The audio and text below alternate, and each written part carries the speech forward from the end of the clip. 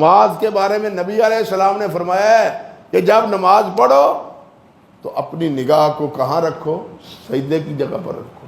لیکن سجدے کی جگہ سے مراد وہ جگہ نہیں جہاں پیشانی آتی ہے.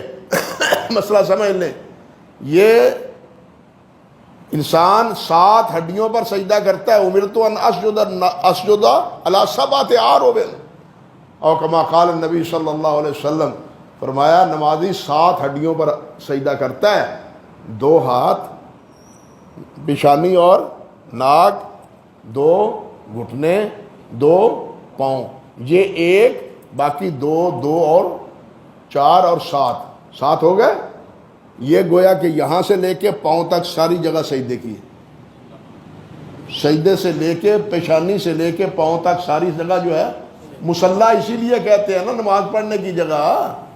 بات سمجھے؟ یعنی یہ ساری سجدے کی جگہ ہے اور اس کو آپ نے روکنا ہے، اس نماز کو، سجدے کو.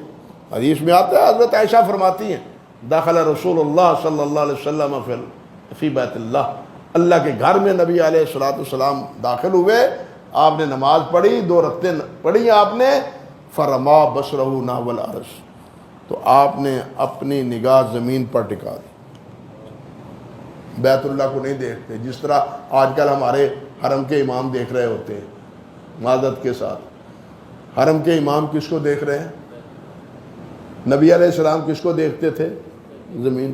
رما بصرہ نحو العرش، زمین کی طرف. یہ زمین، یہ نگاہ نماز میں تربیت گاہ ہے کہ یہ نگاہ یہاں ٹکنی چاہیے، ادھر ادھر نہیں پھرنی چاہیے.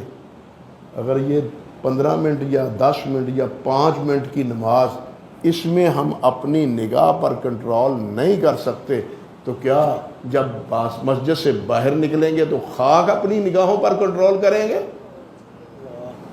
ہاں، اللہ نے جو فرمایا ہے ایمان والو اپنی نگاہوں کو نیچا رکھو، یہاں بھی فرمایا نیچا رکھو. یہ یہاں تو 5 منٹ نیچا نہیں رکھ سکتے تو باہر بازار میں کیسے نیچا رکھے گا؟ یہاں سے سیکھے گا تو وہاں جا کے عمل کرے گا. تو یہ نماز بے حیائی سے روکتی ہے، بشرطے کہ ہم نماز کو نماز کے نبی علیہ السلام کے بتلائے ہوئے طریقے کے مطابق پڑھیں. اس طرح تو ہم پڑھتے نہیں. ہماری نگاہیں تو ہر چیز کو دیکھ رہی ہوتی ہیں، ہر چیز کا جائزہ لے رہی ہوتی ہیں. اللہ تعالی ہمیں صحیح نمازی بنائے.